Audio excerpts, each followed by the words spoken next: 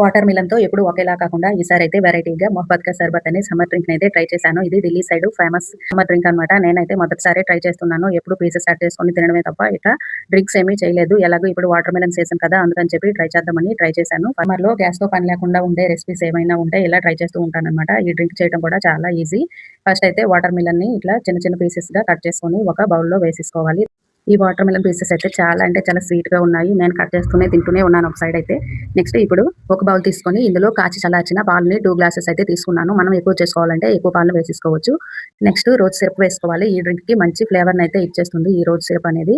దీనివల్ల మంచి pan flavour అయితే వచ్చేస్తుంది. ఐస్ క్యూబ్స్ వేసుకోవాలి. ఐస్ క్యూబ్స్ వేసుకొని బాగా మిక్స్ చేసుకొని మనం కట్ చేసుకున్న వాటర్ మిలన్ పీసెస్‌ని వేసుకోవాలి. అంతేనండి, ఎంతో టేస్టీగా ఉండే షర్బత్ అయితే రెడీ అయిపోతుంది. ఇంకా మా పిల్లలకైతే ఇలా ఇచ్చేసాను. సబ్జా సీడ్స్ యూజ్ చేసేవాళ్ళు సబ్జా సీడ్స్‌ని కూడా వేసేసుకోవచ్చు. అదైతే ఆప్షనల్ అన్నమాట.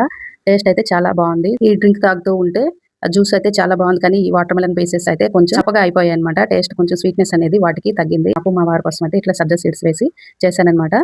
మీరు కూడా తప్పకుండా ట్రై చేయండి. ఈ సమ్మర్‌కి పర్ఫెక్ట్‌గా సూట్ అయ్యే డ్రింక్ అన్నమాట. చాలా బాగుంది. Bye bye.